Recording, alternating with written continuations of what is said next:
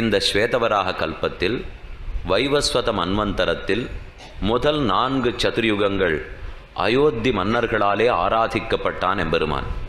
இத்தனாலும் சரித்திரத்தில் பார்த்துருக்கோம். ஒருத்தர் பிரிந்து போறாரென்னால் அவர் ஞாபகமாக பிரார்த்தித்தால் பிரதிநிதியாக ஒன்றை கொடுக்கிறார்கள். இந்த பாத்மபுராண ஸ்லோகம் அதே விஷயத்தை தான் சொல்றது. தத் விஸ்லேஷ அசகிஷ்ணவே, இவனோட ராமனுடைய விஸ்லேஷத்தை பொறுக்க முடியாத விபீஷணனுக்கு எம்பெருமான் ஸ்ரீரங்க விமானத்தை கொடுக்கிறான். ஆக யாவத் சந்திரஸ்ய சூரியஸ்ய யாவத் திஷ்டதி மேதினி தாவத் ரமஸ்வ தேசஸ்தா, எப்பப்ப எத்தனை நாள் வந்து சேர வேண்டுமோ என் திருவடிகளை வந்து அடையலாம். ஏவமுக்துவா, இப்படி என்று சொல்லிக்கொண்டு ஸ்வவிஸ்லேஷ அசகிஷ்ணவே, தன் விஸ்லேஷத்தை பொறுக்க முடியாத விபீஷணனுக்கு கொடுத்தான். எத்த கொடுத்தான்னு மேலே தெரிவிக்கிறார். ஸ்ரீரங்கசாயினம் ஸ்வ அர்ச்சியம் இக்ஷ்வாகுகுல தெய்வத்தம், ஸ்ரீரங்கசாயியான பெருமானே, தன்னாலே அர்ச்சிக்கப்பட்டவனான பெருமானே விபீஷணனுக்காக எடுத்து கொடுத்தான்.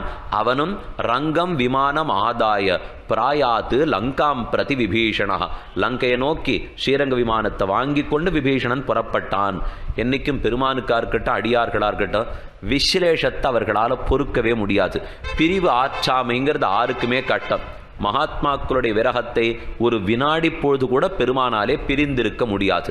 அதை போலத்தான் விபீஷணனும் பகவானை விட்டு பிரிந்திருக்க முடியாமல் போக அவனுக்காக ஸ்ரீரங்க விமானத்தை எழுந்துருள பண்ணி கொடுத்தான், வாங்கி கொண்டான். புஷ்ப விமானத்திலே ஏறியருள பண்ணி கொண்டான். விபீஷணாழ்வான் ஆகாச மார்க்கத்திலே புறப்படுகிறான். ஆகாயத்தில் அயோத்தியிலிருந்து கிளம்ப வேண்டும். பெற்றுக்கொண்டது என்றைக்கு? பங்குனி மாசத்திலே ரொம்ப அற்புதமான ரோகிணி நட்சத்திரத்திலே கையிலே எடுத்து கொடுக்க தனத்தையும் வாங்கிண்டான். ஜெகநாத பெருமாள் எழுந்துருள பண்ணிண்டு ஆகாசத்தில் வேகமாக போறா. நேர ஸ்ரீலங்கைக்கு போகணும். இப்போ பாத்மபுராண ஸ்லோகம் என்ன சொல்றது? அதை வாங்கிக்கொண்டு லங்கை அதாவது ரங்கம் ஆதாய ஸ்ரீரங்க விமானத்தை எடுத்துக்கொண்டு பிராயாத் லங்காம் பிரதி விபீஷணா, லங்கையை நோக்கி விபீஷணன் சென்றான். ஆனால் இதை தாண்ட போகிறோம். இந்த திவ்யதேசை எப்படி பிடிச்சி இழுக்குங்கிறதே அவனுக்கு தெரியாது. ஆகாயத்தில் போயிட்டு இருக்கும்போது 2 திருக்காவேரிக்கு நடுவுகளே ரொம்ப அற்புதமான இந்த திவ்யதேசம் கண்ணிலே பட்டது. இது பட்டது பெருமானுக்குன்னா முதல் முடிவு அவர் எடுக்கலை. அவரா சொல்லியிருந்தா அது எப்படி கொடுத்த வஸ்து போய் கேட்கலாமோ? தானமாக கொடுத்தா எடுத்து அப்புறம் விபீஷணன் வச்சபடி சட்டப்படி தான் இருக்கணும். அதனால் விபீஷனுக்கு தான் தோணித்து, பங்குனி உற்சவம் வந்துடும். பங்குனி உத்திர உற்சவத்தே ஆதி பிரம்மோத்சவம். ராமன் வேற சொல்லி கொடுத்துருக்கான் உற்சவத்தை விடாத பண்ணணும்ட்டு. அதுக்கு இப்போ நாளாயிடம் போல் இருக்கே. ரோகிணி நட்சத்திரத்திலே பெற்றான். உடனுக்குடன் வேகமாக வந்தான். ரோகிணி இங்கேயே துவஜாரோகணமாகி பங்குனி உத்தரத்தன்னைக்கு முடிஞ்சாகணும் இந்த உற்சவம். அதனால தான் வந்த வேகத்திலே சரி இந்த ஊரில் உற்சவத்தை முடிச்சுன்னு போடுவோம் அப்படிங்கிறதுக்காக கீழே இறங்கினான். அனந்த சையைன்னு பேர், அனந்த பீட்டம்னு பேர், சேஷசையா சேஷபீட்டம்னு பேர். இந்த திவ்யதேசத்துக்கு அன்னைக்கு இருந்த பேர் அது. அனந்த சையா சேஷபீட்டம் சேஷசையா கீழே இறக்கினான். எழுந்துருள பண்ணின உடனே மகர்ஷிகள் எல்லாருக்கும் செய்தி படுத்து. நேத்தி கதை பார்த்தோமோ இல்லையோ, இப்போ இந்த பெருமாள் வந்திருக்காருங்கிறது உடனே மகர்ஷிகள் செவி கெட்ட நேர போய் தர்மவர்மா ராஜாவினிடத்திலே சொன்னார்கள்.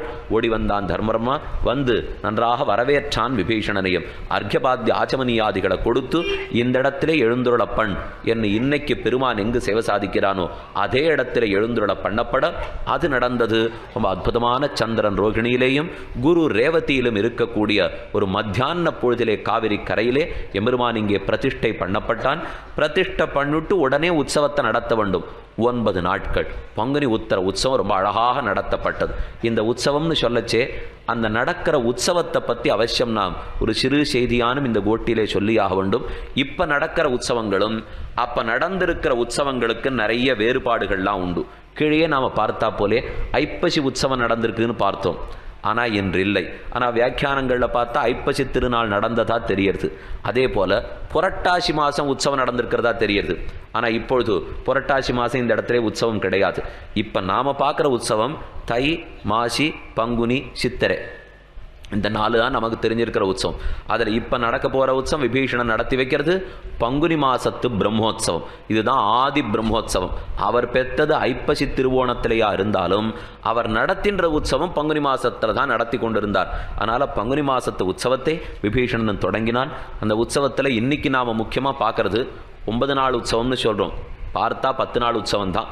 ஆனால் இந்த ஊரில் மாள் கணக்கு எப்போ மாறும்னா ராத்திரி பெருமான் அரவண மணி சேர்த்து அரவணை அமுது செய்தால்தான் நாள் கணக்கு மாறும். அன்னைக்கு பங்குனி உத்தர உற்சவத்தன்னைக்கு ராத்திரி முழுக்க விழித்து கொண்டிருந்து மறுநாள் கார்த்தால இங்கே கோரதத்துக்கு எழுந்துருளி அப்புறம்தான் பெருமாள் உள்ளுக்குள்ளே எழுந்துள்ளபடியாலே 10 நாள் உற்சவம் இருந்தாலும் அந்த 10ஐயும் சேர்த்து நாம் 9 நாட்களுக்குள்ளே தான் கணக்காக கொள்ளுகிறோம். அதில் முதல் நாள் ரொம்ப அற்புதமான உற்சவம். அந்த முதல் நாளுக்கு 3ஆம் நாளுக்கும் ஒரு தொடர்பு, 3ஆம் நாளுக்கும் 6ஆம் நாளுக்கும் ஒரு தொடர்பு, 6ஆம் நாளுக்கும் 9வது நாளுக்கும் ஒரு தொடர்பு. இந்த சின்ன குழந்தைகளுக்கெல்லாம் கணக்கு பரீட்சை வைப்பா. அப்போ எழுத்தரைச்சே 1, 3, 9 அப்படின்னு வரிசையாக ஒரு 4 எண்ணிக்கையை கொடுத்துட்டு இதனுடைய அடித்த எண்ணிக்கை என்ன அப்படின்னு கேள்வி கேட்பா. அதை நாம் 3ஆல் பெருக்கிண்டே போகணும். 1 3 3 3 9 9 3 27 27 3 81 அப்படின்னு எழுதினா உடனே மதிப்பெண் கிடைக்கும். அதே போல் இந்த உற்சவ கணக்கு பார்த்தீங்கன்னா முதல் உற்சவத்தில் ஒன்று நடக்கிறது பங்குனி உற்சவத்திலே, அதனால 3ஆவது உற்சவம், அதுக்கு மேலே 6ஆவது உற்சவம், அதுக்கு மேலே 9வது உற்சவம். இது சரியாக 3 விட்டு விட்டு வரும். இந்த முதல் நாள் அன்னைக்கு தான் பெருமாளுக்கு முடி திருத்தர உற்சவம் ரொம்ப அழகாக நடக்கிறது. அவர் முடி திருத்திப்பர், அதுக்கு வேண்டி ஆறாரோ அவர்களுக்கு வேண்டிய மரியாதையெல்லாம் பண்ணி வச்சிருக்கா. இதோ கருட மண்டபத்தில் பெருமான் எழுந்துருளி முடி திருத்து விழா நடக்கும். எதுக்குன்னா 3ஆம் நாள் அன்னைக்கு ஜீயபுரத்துக்கு எழுந்துருடுறாரு இல்லையோ, அந்த இடத்துல சுவாமி எழுந்துருளை பண்ணி வச்சிருந்தார். இன்னைக்கும் அந்த இடத்துல பெருமான் பெரிய தண்ணீர் பந்தல், அம்மையாருடைய தண்ணீர் பந்தல்னு அங்கே போய் அமுது செய்து விட்டு தான் பெருமாள் எழுந்துருள்றார். இந்த ஜீயபுரத்துக்கு போயிட்டு வந்தாரோ இல்லையோ, அப்போ போயிட்டு வரச்சே தான் பக்கத்து கிராமம் உறையூர். இந்த உறையூர் கிராமத்தில் இருக்கிற கமலவல்லி நாச்சியார் இந்த பெருமாளை பார்த்துட்டா. பார்த்தவள் காதல் கொண்டாள். உடனே தன்னுடைய தகப்பனார் தர்மவர்மான்னு சொல்லுவார்கள், நந்த சோழன்னு சொல்லுவார்கள். தன்னுடைய தகப்பனார் சோழனிடத்தில் விண்ணப்பிக்க, தகப்பனார் பார்த்து பெருமாளோட கல்யாணம் பண்ணி வைக்க, 6ஆம் உற்சவத்தன்னைக்கு சேர்த்தி உறையூர் கமலவல்லி நாச்சியாரோடைய சேர்த்தி நடந்ததுங்கிற கோபத்தில் தான் 9வது நாள் உற்சவத்தன்னைக்கு பிரணய கலகம். ஆக எவ்வளவு நெருக்கமாக வருது உற்சவம்னு பார்க்கணும். முதல் நாள் முடி திருத்திக்கிறார், அதுக்காக 3ஆம் நாள் ஜீயபுரத்துக்கு எழுந்துள்ளார். போகிற வழியில் பார்த்த கமலவல்லி நாச்சியார் காதல் வயப்பட்டாள். 6ஆம் உற்சவத்தன்னைக்கு சேர்த்தி அடுத்து 7 8 உற்சவம் சுற்றி வந்தார்.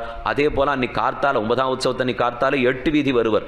சாதாரணமாக உற்சவங்கிறது சித்திர வீதி உற்சவமாக இருக்கும், இல்லை உத்தர வீதி உற்சவமாக இருக்கும். இதில் பார்த்தா நம்முடைய பங்குனி உற்சவம் சித்திர உற்சவங்கிறது சித்திர வீதி உற்சவம், தை உற்சவங்கிறது உத்தர வீதி உற்சவம். இதுவாக இருக்கும் அதுவாக இருக்கும். அதே போல் தேர் 2 தேர், சித்திர வீதியிலே தேர், ஒரு தேர் உத்தர வீதியிலே தேர். அங்கே ஒன்றில் தானே எழுந்துடுறோம். அன்றைக்கி மட்டும் இவர் எதுக்கு 8 வீதியும் சுற்றி வரார்? வரத்துக்கு காரணம், எம்பெருமான் ஒரு கணையாழி மோதிரத்தை தொலைச்சுட்டான். இந்த கமலவரி நாச்சியாரோட சேர்த்திக்கு எழுந்துருளினா அவள் கொடுத்த கணையாழி தொலைந்து போக 9:30 மணி வரைக்கும் 8 வீதியிலையும் சுற்றிட்டார். இப்போ நேர உள்ளுக்குள்ளே போன போது அப்போ கணையாழியை தேடிண்டு அங்கேயே போம், இங்கே வர வேண்டிய தேவை நமக்கு இல்லை என்று நாச்சியார் சொல்ல பிரணய கலகம் நடந்து மட்டையடி நடந்து அப்புறம் மத்தியானமாக சேர்த்து நடக்கிறது. அதனால் இந்த மொத்த உற்சவமே ரொம்ப தொடர்பு கொண்டிருக்கிற உற்சவம் பங்குனி பிரம்மோத்சவம். அதைத்தான் ஆதி பிரம்மா நடத்தினார், ராமனும் நடத்தினான், ஸ்ரீ விபீஷணாழ்வானு நடத்த இவ்விடத்திலே தொடங்கி 9 நாள் உற்சவம் முடிய போகிறது. இது பங்குனி உற்சவத்தை பற்றி. இதே போல் இதற்கு அடுத்த உற்சவங்கிறது ரொம்ப அற்புதமான சித்திரை உற்சவம். முன்னாடியே தை உற்சவத்தை பற்றி பார்த்தோம். பூபதி திருநாள் என்னும் வீரபூபதி உடையார் 1413 அந்த ஆண்டுலேருந்து ஆரம்பித்து தை உற்சவத்தை பண்ணாருங்கிறத பார்த்துருக்கோம். தை திருத்தேர் முக்கியம். தை திருத்தேரிலே உபயநாச்சிமாரோட எழுந்தொழுகிறாருங்கிறது ரொம்ப பிராதானியம். அது தை மாச உற்சவத்துக்கு உண்டானது. இப்போ இந்த சித்திர மாச உற்சவங்கிறது விருப்பன் திருநாள்னு சொல்லுவார்கள். பெருமாள் எல்லா இடத்துக்கும் 47 வருஷம் இந்த இடத்த விட்டு ஊரை விட்டு வெளியில் போய் காடு மேடுகள் அத்தனையும் சுற்றிட்டு திரும்பி வரார். 1371 வந்துவிட்டார். அப்புறம் இந்த விருப்பண்ண உடையார் 1383வது வருஷம்தான் முதல் உற்சவம் திரும்ப ஆரம்பிக்கிறது. 12 ஆண்டு காலம் என்ன நடந்ததுன்னே தெரியல இங்கே. ஏன்னா எல்லாமே சித்திலமாகி போன காலம். வெளிநாட்டவர்கள் இந்த இடத்துல படையெடுத்துடுறாள்னா வெறும தூக்கின்னு போகிறது மட்டுமல்ல, மேற்கொண்டு எதுவும் நடக்க முடியாத அளவுக்கு ஆக்கி வச்சுட்டு போடுவாள் இல்லையோ. நீங்கள் துவாரகையிலே பெருமான சேவிக்க போறீள். அப்படியே இந்த போர்பந்தர் காந்திஜி பிறந்த இடம்ங்கிறா அந்த பக்கம் வரச்சே சோமநாதருடைய ஆலயம் வரும். எத்தனை படையெடுப்பு, எத்தனை பாடு அந்த இடத்திலே, எத்தனை சூறையாடப்பட்டன. அதே போலத்தான் இந்த திவ்ய தேசமும் பல இன்னல்களுக்கு உருவாகி பெருமாள் திரும்ப எழுந்துருள்வரான ஆயிடுத்து. திரும்ப எழுந்துருளி இதுதான் நிலைன்னு வர்றதுக்கே 12 வருஷம் ஓடிப்படுத்து. அப்பதான் விருப்பண்ண உடையார் தான் அறிவிக்கிறான், கஜானா காலியா படுத்து ஒண்ணுமில்லே, எல்லாத்தையும் சூறையாடின்னு போயிட்டா. ஊர் மக்கள்லாம் நானா தேசத்திலிருந்து வந்து புகுந்து அவரவர்கள் கையில் இருக்கிற சொத்தெல்லாம் குடுங்கோ பெருமாளுக்கு உற்சவம் நடத்தணும்னா. அதனால தான் சித்திர உற்சவத்தில் தான் எல்லா கிராமத்திலேருந்து இங்கே மக்கள் வந்து சேருவா. நீங்கள் மற்ற உற்சவத்தை காட்டிலும் சித்திர உற்சவத்துக்கு சுத்துப்பட்டார கிராமத்திலேருந்து வருவா. அவாவா தானியம் கொடுப்பார்கள், மிருகங்களை கொடுப்பார்கள், எல்லாத்தையும் கொடுக்கறதுக்கு என்ன காரணம்? அன்னைக்கு பிரார்த்தித்தான் 1383 அது விடாமல் இன்னைக்கும் வழி மரபு மாறாமல் நடந்து வருகிறது. ஆக விருப்பண்ண உடையார் தொடங்கினார்னு சொன்னால் முன்னாடி நடந்துருந்தது. திரும்ப வந்து தானும் இந்த படையெடுப்புக்கு பிற்பாடி 1383 அது சித்திர உற்சவம் தொடங்கித்து. பிரம்மோத்சவத்தை தான் விடாமே அன்னைக்கே நடத்தின்னு வந்திருக்கார் விபீஷணன். அது பங்குனி பிரம்மோத்சவம் பார்த்தோம். தை உற்சவம் அது வீரபூபதி உடையார் 1413 தோன்றினார். இதுக்கு நடுவில் இருக்கிற மாசி உற்சவம் திருப்பள்ளியோடம்னு சொல்கிறோம். அந்த உற்சவம் தான் ரொம்ப கைமாறிடுச்சு. ஒரு சொத்து இருந்ததுன்னா இந்த சொத்தை இவருக்கு விற்போம், சொத்தை அவருக்கு விற்போம், அது மாற்றி மாற்றி மாற்றி கடைசியில் இந்த சொத்து யாருதுன்னே தெரியாதுங்கிற அளவுக்கு போய் முடிஞ்சிடும். அதை போல ஒரு உற்சவம் தான் இந்த மாசி உற்சவம். அந்த ஆடி பெருக்கு சொல்கிறோமே 18ஆம் பெருக்கு, 18ஆம் பெருக்கு அன்னைக்கு தான் நடந்துருந்தது. காவிரியிலேயே திருப்பள்ளியோடம் பெருமானுக்கு திருப்பள்ளியோட உற்சவம் கண்டோர் இருந்தார். போயிட்டே இருக்கிறச்சே யாரோ சில பேர் அன்னிலேருந்தே இந்த பெருமாளுடைய சக்தியை குறைக்க நிறைய பேர் முயற்சி எடுத்துகிட்டே இருப்பா. அது எந்த ரூபத்தில் வரும்னு நமக்கு தெரியாது. நாம தான் அப்பப்போ அதை ஜாகிரதையாக இருந்துகிட்டே இருக்கணும். இது அன்னைக்கு நடந்திருக்கு. திருப்பள்ளியோட அடிச்சுன்னு போக ஆரம்பிச்சு கொடுத்து ஆற்று வெள்ளத்திலே சுவாமி பார்த்தார். குரநாராஞ்சியர் கையில் பவித்திரம் சாத்தின்னு இருந்தார். அந்த பவித்திரத்தை பிடித்து திருப்பினார். இதை திருப்பின தந்திர சக்தி ஓடம் திரும்பித்து பெருமானுடைய தெப்பன் திரும்ப மறுபடியும் நிலைக்கு வந்ததுன்னு சொல்லுவார்கள். அவ்வளவு சக்தி வாய்ந்தவர் கூரநாராயணஜியர். அந்த கூரநாராயணஜியர் காலத்திலே இந்த உற்சவம் எப்போ நடந்தது? ஆடிப்பெருக்கு அன்னைக்கு 18ஆம் பெருக்கு அன்னைக்கு தான் உற்சவம் நடந்துன்னு வந்தது. அதுக்கப்புறம் அது மாறித்து ஒரு 1250 1275 ஷடயவர்மன் என்கிற ராஜா ஆடு வந்தான். அந்த காலத்தில் சித்திர உற்சவத்தோட சேர்த்து விட்டுட்டா. இது ஆடிப்பெருக்கு உற்சவம் தனியாக நடத்த வேண்டாம், என்ன சித்திர உற்சவத்தோட சேர்த்து கொஞ்ச காலம் ஓடித்து. இன்னும் கொஞ்ச காலம் போச்சு. 1517 விஜயரங்கர் அவர்களுடைய ராஜ்யம் ஏற்பட அதிலிருந்து தான் மாசி மாசத்தில் 9 நாள் இந்த உற்சவமாக இன்று வரை நடைபெற்று கொண்டு வருகிறது. இந்த மாசி உற்சவம் நடக்கிறது ஒரு ஆச்சரியம். அதனுடைய 9ஆம் திருநாள் அன்னைக்கு பந்த காட்சி அதை விட ஆச்சரியம். திருப்பள்ளியோட உற்சவத்துக்கே தனிச்சிறப்பு சேர்க்கிறது அந்த பந்த காட்சி உற்சவம். ஆக மாசி உற்சவம், தை உற்சவம், பங்குனி உற்சவம், சித்திர உற்சவம். மாசி உற்சவத்தை திருப்பள்ளியோடம்னு சொல்கிறோம், தை உற்சவத்தை பூபதி திருநாள்னு சொல்கிறோம், பங்குனி உற்சவத்தை ஆதி பிரம்மோற்சவம்னு சொல்கிறோம், சித்திர உற்சவத்தில் விருப்பன் திருநாள்னு சொல்லுகிறோம். இப்படி 4 உற்சவமாகத்தான் இந்த திவ்யதேசத்திலே நடைபெறுறது. இது அன்னிலேருந்து நடந்துட்டு இருக்கிறதா. நடுவில் அப்பப்போ காலப்போக்கில் தடங்கள் ஏற்படும். மறுபடியும் உற்சவங்கள்லாம் தொடங்கும். இது அன்று விபீஷணாழ்வான் பார்த்தான். இந்த உற்சவத்தை நடத்தியுடனும் உற்சவம் ஆயிடுத்து 9ஆம் திருநாளோட இறுதி நிறைவேறியது. சரி கிளம்பணும் இல்லையோ, கரப்படி பழையம் போக வேண்டிய ஸ்ரீலங்கையாச்சே, சரி திரும்ப கிளம்புவோம்னுட்டு வந்து பீட்டத்திலேருந்து கிளப்ப பார்த்தான் பெருமானே. இப்போ தான் அவர் நினைக்க ஆரம்பித்தார். இத்தனை நாள் இவன் சொல்படியெல்லாம் கேட்டுவிட்டார். போகிற இடத்துக்கு தூக்கின்னு போனால் வந்தார், இறங்குன்னா இறங்கினார், உற்சவம்னா கண்டல் விட்டார். இனிமேல் அவனுக்குன்னு ஒரு எண்ணம் வேணும் இல்லையோ.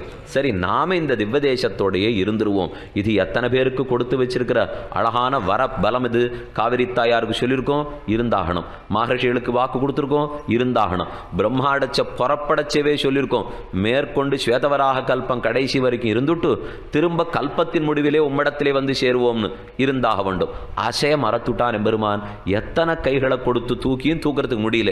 விபீஷணன் பார்த்தான், என்ன பகவன் ஏன் இந்த இடத்துலேருந்து கிளம்ப மறுக்கிறீர்? ஒரு பக்கம் அவர் கிளம்ப சொல்லிட்டு இருக்கிறச்சே, இன்னொரு பக்கம் தர்மபர்மா விபீஷனுடைய திருவடிகளை பற்றி கொண்டான். சுவாமின்னு இங்கேயே இருக்க விட்டுட்டீர்னா தேவலை, நாங்களும் ரொம்ப நாட்களாக பிரார்த்தித்திருந்தோம், இந்த தென்திசையிலேயே இருக்கலாம் எம்பெருமான் என்று தர்மபர்மா பிரார்த்திக்க பெருமானு சரி அதுதான் சரிங்கிறா போலே பேசினார். கிளம்புறதுக்கு அவரும் மறுத்தார். விபீஷணா நீ ஸ்ரீலங்கைக்கு போனார், இவனும் கேட்கிறான், பெருமாளும் போங்கிறார், என்ன பண்ணலான்னு யோசிச்சான் விபீஷணன். நாம இருந்தா அதுபடி கொடுக்கப்பட்ட சொத்து நான் சொன்ன இடத்துக்கு தானே நீர் வரணும் அப்படின்னு பிடிவாதம் பிடிச்சிருப்போம். விபீஷணன் பக்தன், இந்த பேச்சு பேசுறதுக்கு அவனுக்கு தெரியாது. அவன் அடுத்த வார்த்தை சொன்னா, பகவன்னு உமக்கு இந்த திவ்யதேசத்தில் இருக்க பிரீத்தி என்னால் நாமும் உம்மோட இங்கேயே வாழ்ந்து விடுவோம். நமக்கு என்ன வச்சிருக்கு இப்ப இந்த ஸ்ரீலங்கையிலே தேசத்திலே? நாட்டை ஆள போறேன், கைங்கிற சாம்ராஜ்யம் இங்கு பெற்றோம், இங்கேயே வாழ்ந்து விடுவோம் தெரிவித்தான் விபீஷணன். திரும்ப சொன்னா, அது முடியாது விபீஷணா, ராட்சசா இருக்கிற ஊர்ல தான் அவர்கள் இருக்கணும், நீ எங்கேயானு மனுஷன் இருக்கிற சேர்க்க வந்து இப்ப நம்ம தேசமா மனுஷர்கள் தான் வாழ்ந்துட்டு இருக்கா, நாம வெறும் மனுஷர்கள் வாழ்ந்துட்டு இருக்கிறச்சவே இந்த பாடு. இதுக்கு மேலே இன்னும் மற்ற பேர்லாம் வேற சேர்ந்து நம்மோட வாழ்வதற்கு வந்தா உள்ளதே போராதுங்கிறதுக்காக பெருமான் ரொம்ப ஜாக்கிரதையா, இல்லை நீ அங்கேயே போடு, நீ உன் ஊரில் இருக்கிறதா சரி, நான் நம்ம ஊரில் இருக்கிறதா சரி சொன்னவன். இருந்தாலும் விபீஷணன் விட்டு பிரிய மறுக்க அப்ப எம்பெருமான் தெரிவித்தான், உன்ன நோக்கியே சயனிப்போம். நீர் என்றைக்கும் எந்த திசையில் இருக்கிறியோ தென் திசை இலங்க நோக்கி சயனிப்போம். சாதாரணமா தெற்கு திசையை நோக்கி யாரும் பள்ளி கொள்ளுவது கிடையாது. இருப்பது கிழக்கு நோக்கி இருக்கும், வடக்கு நோக்கி இருக்கும், முக்கியமாக மேற்க கூட இருக்கலாம். ஆனால் தெற்கு திசையை பார்த்ததுங்கிறது ரொம்ப ரொம்ப குறைவு. இந்த எம்பெருமானுக்கு என்றைக்குமே அதில் ஆசை. அயோத்தியில் கோயில் கொள்ளச்சேவன் தெற்கு நோக்கி தான் சயனிச்சார். இந்த ஊரில் வந்து கோயில் கொள்ளச்சேவன் தெற்கு நோக்கித்தான் சயனித்தார். இவர் தெற்கு நோக்கி சயனித்துக்கிறது என்ன காரணம்னா தென் திசை இலங்க நோக்கி. தர்மவர்மா தான் இந்த பெருமானை பிரார்த்திக்க எம்பெருமானும் இங்கேயே இருக்கேன்னு விபீஷணாழ்வானை கிளப்பி அனுப்பினான். விபீஷணாழ்வானும் தன்னுடைய லங்கா ராஜ்யத்தை நோக்கி சென்றான். அப்புறம் தர்மவர்மா இந்த இடத்துல இப்போ கோவிலை நிர்மாணித்தாக வேண்டும். ஸ்ரீரங்க விமானத்தோட பெருமாள் வந்துட்டார். விமானம் உண்டு, அதற்கு கீழே அனந்த பீഠத்திலே ஆதிசேஷ பர்யங்கத்தில் சயனிச்சிருக்கிற பெருமான் உண்டு. அதற்கு முன்பாடி இருக்கிற அமுதுபாறையே ஏற்படுத்தினது தர்மவர்மா தான். இன்னைக்கு பெருமானை சேவிக்கிறோம். நாம் பார்க்குற கர்ப்பகிரகம் கணை போட்டிருக்காளோ இல்லையோ, இன்றைக்கி தான் புதுசாக அதுக்கு இந்த கம்பி கதவு போட்டதெல்லாம் ஏதோ சில விஷமிகள் கிட்டுக்க நெருங்க முற்பட்டதற்கு முன்பாக. அதுக்கு முன்னாடி அப்படி இல்லை. 2 பக்கத்தில் கல் வச்சுருக்கும், நடுவில் கணை சேர்த்துருக்கும். இந்த கணைங்கிறது ஒரு கட்டை, மரக்கட்டை. அந்த மரக்கட்டையை வாங்கித்தான் ஸ்தலத்தார் ஆச்சாரிய புருஷர்களுக்கு சேவை பண்ணி வைப்பா. இன்றைக்கி அந்த கணை வாங்கிறதுங்கிற இடமே இல்லை. இப்போது கணை இருந்தான்னா கணையை வாங்கி சேவை பண்ணி வைக்க. ஆக நடுவில் கணை இருக்கும். இதை திருப்பிரம்புங்கிறது ரொம்ப முக்கியம். பட்டர் தன்னுடைய ரங்கராஜஸ்தவம் பூர்வ சதகத்திலே 67வது ஸ்லோகம் வரை திருப்பிரம்புக்கு வெளியில பாடியிருக்கார். மிச்சம் இருக்கிற எல்லா ஸ்லோகங்களும் திருப்பிரம்புக்கு உள்ளே இருக்கிற பெருமானை பற்றின அனுபவம். அதனால நாம பாட்டுக்கு எத்தையான இந்த ஊர்ல மாத்த போனாலே ஏதான ஒரு பிரபந்தம் இடிக்கும். அவ ஒன்னொன்னும் பார்த்து பார்த்து பார்த்து பாடி வச்சுட்டபடியால் இன்னைக்கு ஒருத்தர் பிரபந்தத்தை பார்த்துட்டு திருப்பிரம்பு எங்கேன்னு வரும். நாம் எங்கே காட்ட இப்போ திருப்பிரம்பை இருந்தது அந்த காலத்தே. அந்த காலத்திலே நடிகை சொல்கிறது இப்போ தான் ஒரு 15-17 வருஷத்துக்கு முன்னாடி கூட பெரம்பு தான் இருந்தது. இந்த கணையை வாங்கி சேவை பண்ணி வைக்கிற வழக்கமும் இருந்தது. எதற்காக சொல்ல வந்தேன், இப்படி உள்ளுக்குள்ளே பெருமான் இன்னைக்கு நாம் சேவிக்கிற கர்ப்பகிரகம். கர்ப்பகிரகத்துக்கு முன்னாடி மண்டபம் இருக்கே, காயத்ரி மண்டபம்னு சொல்லுவார்கள். 24 எழுத்துக்களுக்காக 24 தூண்கள். அதுக்கு முன்னாடி நடுவில் அமுது பாறை, பெருமானுடைய பிரசாதங்கள் போனகத்தையெல்லாம் இடக்கூடிய பாறை. அந்த அமுது பாறையே தர்மவர்மா தான் முதல்ல ஏற்படுத்தினார். அது போராதுன்னு திருவணுக்கன் திருவாசல் ஜெயவிஜயாள் துவாரம், அந்த துவாரத்தில் உள்ள போய் பெருமானை சேவிக்கிறமே, துவாரத்தை தர்மவர்மா தான் ஏற்படுத்தினார். திருவுண்ணாழி பிரதட்சணம், தர்மவர்மா திருச்சு தூங்குற உள் பிரதட்சணம். உள் பிரதட்சணம் இன்னைக்கு யாருக்கும் திறந்து காட்டப்படவில்லை. அந்த உள் பிரதட்சணம், அங்கே இருக்கிற 4 பிம்பங்கள், இந்த பிம்பங்களோடு சேர்ந்து எழுந்துருள பண்ணி தான் பெருமான் கீழே இறங்கினார். அதத்தனையும் சரிப்படுத்தி, திருச்சுற்றையும் சரிப்படுத்தி, திருவணக்கம் திருவாசலையும் சரிப்படுத்தி, சந்தன மண்டபத்தையும் கட்டினார். இன்னைக்கு நாம சந்தனு மண்டபம்னு தவறா சொல்லிட்டு இருக்கோம். சந்தன மண்டபம், சந்தனம்ங்கிறது சந்தனம், நம்ம காட்டில் பார்க்குற சந்தனம். அந்த சந்தனத்தினுடைய மண்டபம் தான் அழகிய மணவாளன் மண்டபம் என்னும் மண்டபத்துக்கு பேருண்டு, சந்தன மண்டபம்னு பேருண்டு. காரணம் சொல்றா, அங்க இருக்கிற தூண்லெல்லாம் நிறைய துவாரமா இருக்கும். அதில் சந்தன பலகடகள்லாம் இன்னைக்கு சொருகி வச்சிருப்பாளாம். பெருமாள் சந்தன மண்டபத்துக்கு எழுந்துள்ளினார்னா அந்த பலகையில் தண்ணீர் தெளித்தா அந்த இடமே சந்தன மணம் மணக்குமா. அதற்காகத்தான் அந்த மண்டபத்தை சந்தன மண்டபம்னு சொல்லுவார்கள். இன்னைக்கு ரொம்ப அழகாக பெருமாள் திருமஞ்சனம் கண்டருளக்கூடிய மண்டபம். இந்த சந்தன மண்டபத்தையும் கட்டி வைத்தார். அழகிமணவாளன் மண்டபம், அதுதான் சந்தன மண்டபம், அத்தையும் சேர்த்து கட்டினார். அதற்கப்புறம் விஸ்வக்சேனர் சன்னதி நிர்மாணித்ததே தர்மவர்மானுடைய முக்கியமான கைங்கரியம். இன்னைக்கு நாம சேவிக்கிற ஹனுமான், விபீஷணாழ்வான், விஸ்வக்சேனர், இந்த சந்நிதியினுடைய விமானம், அதை சேர்த்து கட்டி வைத்தார்.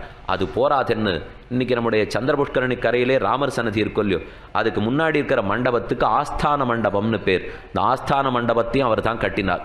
இதோ வடக்கு வாசல்ல மேட்டழைசிங்கர் சேவை சாதிக்கிறாரே, மேல கோபுரம்ங்கிறது திருக்கோபுர நாயனார்னு சொல்லுவார்கள். அந்த கோபுரம் தான் முக்கியமான காவல் தேவதை. இந்த வடக்கு பக்கத்திலேருந்து உள்ள வர்றதுக்கு காவல் தேவதை. அதனால அந்த கோபுரத்தையும் அவர் தான் கட்டி வைச்சார். ஆக மேட்டழை சன்னதிக்கு மேல இருக்கிற விமான கோபுரங்கள், இங்கே ராமர் சன்னதிக்கு முன்னாடி இருக்கிற ஆஸ்தான மண்டபம், விஸ்வக்சேனர் மண்டபம் அந்த ஸ்தாபனம், பிரதிஷ்டை மேல இருக்கிற விமானம், அணுக்கன் திருவாசல் ஜெயவிஜயாள் துவாரம், உள்ள இருக்கிற அமுதுபாறை மண்டபம், திருவுண்ணாழி பிரதட்சணம், இதெல்லாம் தர்மவன்மா பண்ண ரொம்ப முக்கியமான கைங்கரியம். அவன் தானும் ஆந்தனையும் இந்த கோவிலை வளர்த்தான். இதெல்லாம் நாம பார்த்தது இப்ப திரேதாயுகத்திலே. ஆனால் ஒன்றுமே நாம் இன்னும் கலியுகத்தின் பக்கமே வரலை. திரேதாயுகத்திலே தர்மவர்மா இந்த கைங்கரியங்களை எல்லாம் பண்ண பெருமான ரொம்ப அழகாக போஷித்து பாதுகாத்து வந்தான். தன்னால் ஆந்தனையும் கைங்கரங்கள் உற்சவங்களை பண்ணிட்டு வந்தான். ஆனால் தர்மவர்மா காலத்துக்கு பிற்பாடு மணல் மேடாக இந்த திவ்யதேசமே மூடி போயிட்டு விமானமே தெரியாமல் காவிரிக்கரையிலேருந்து, இந்த காவிரிங்கிறது அப்போ இந்த வடக்கு வாசல் தாண்டி காவிரி, இப்போ ராஜகோபுரம் புது கோபுரம் இருக்கே, அந்த கோபுரத்துக்கு வெளியில் தான் அங்கே இருக்கிற தென்திருக்காவேரி. தென்திருக்காவேரியும் வடதிருக்காவேரியும் அவ்வளவு கிட்டக்க ஓடிட்டு இருந்தபடியாலே எப்போ கொஞ்சம் வெள்ளப்பெருக்கெடுத்தாலும் உடனே மணல் மேடு திவ்யதேசத்தை முழுக்க மூடிடும். அந்த மாதிரி பல்லாண்டு காலங்கள் மூடி இருந்தான.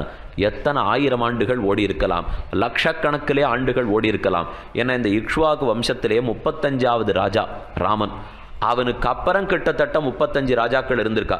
அப்போ எத்தனை ஆயிரம் ஆண்டுகள் ஓடி இருக்கணும். நாம் பார்க்குற யுகம் 4,32,000 கலியுகம், 8,64,000 துவாபர யுகம். மொத்த துவாபர யுகமே நடுவில் போயிருக்கணும்.